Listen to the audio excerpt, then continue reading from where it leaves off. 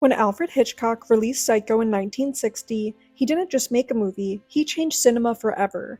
Known as the master of suspense, Hitchcock took a low-budget horror story and turned it into a groundbreaking masterpiece that shattered taboos, shocked audiences, and redefined what a thriller could be. With its chilling score, unforgettable twists, and psychological depth, Psycho became a cultural milestone and one of the most studied films in history.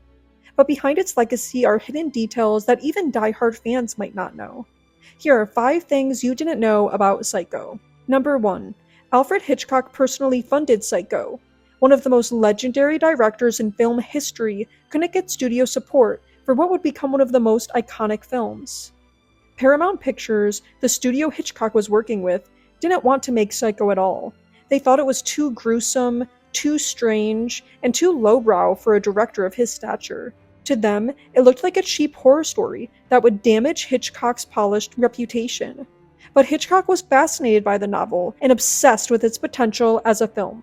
So instead of walking away, he doubled down.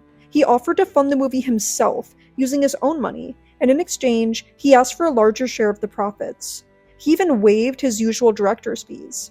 On top of that, he used the crew from his TV series, Alfred Hitchcock Presents, to keep the budget low and shot the film in black and white, which was unusual at a time when Technicolor was becoming the norm.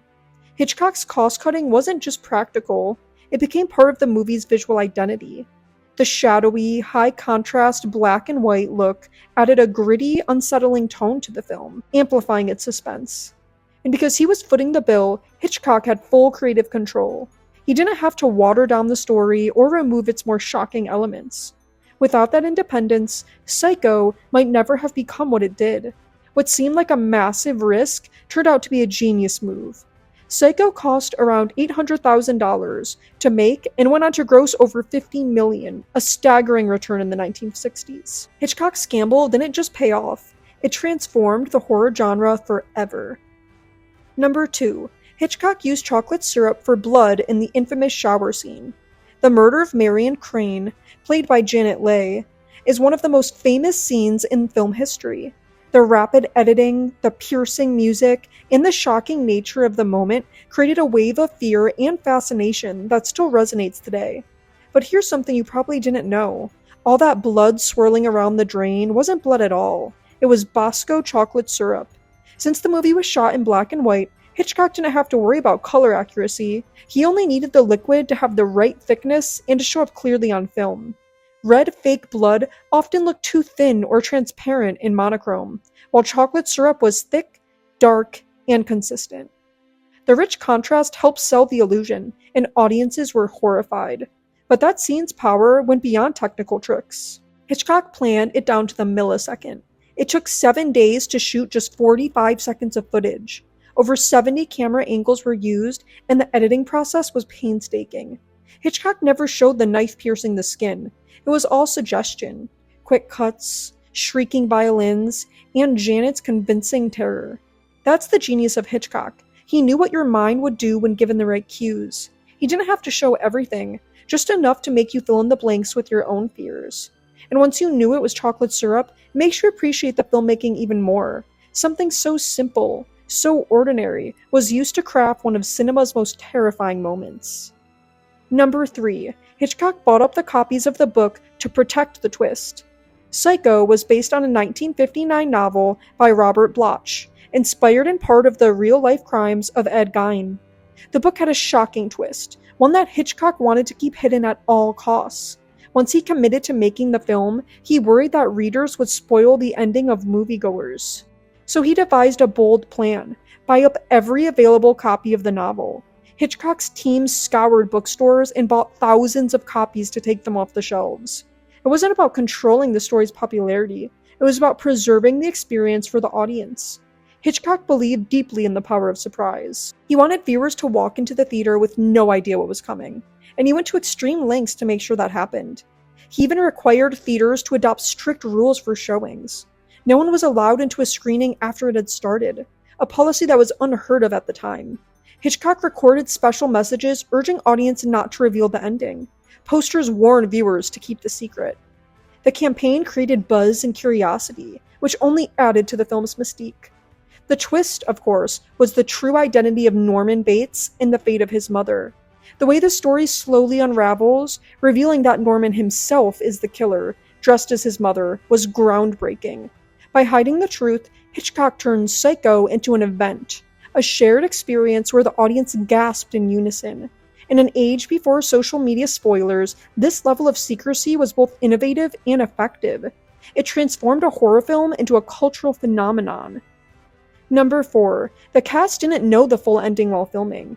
Today, it's fairly common for directors to keep key plot points secret from actors to protect big twists. But Hitchcock was one of the first to do so in a mainstream film. He was so protective of the story that he only shared parts of the script on a need-to-know basis. Janet knew she would die early in the film, but she wasn't told much about how the story would progress afterward. Anthony Perkins, who played Norman Bates, wasn't even on set during the filming of the shower scene. In fact, a body double stood in for the killer during the sequence. Perkins didn't shoot his final scenes until much later, and he had little knowledge of how the film was being edited, or how the mystery would be revealed. This kind of selective storytelling created an atmosphere of mystery even on set. Hitchcock wanted genuine reactions, and he believed that keeping actors in the dark would help them deliver more authentic performances. The result was a film that kept everyone, actors and audience alike, off balance. The confusion, the tension, and the uncertainty were baked into the process. And when the final twist came, it shocked not just the audience, but many of the people involved in the production. Hitchcock knew that fear came from the unknown, and by withholding the truth, he created a level of suspense that felt visceral and real. Psycho wasn't just a horror movie, it was an experiment in tension, and it worked masterfully.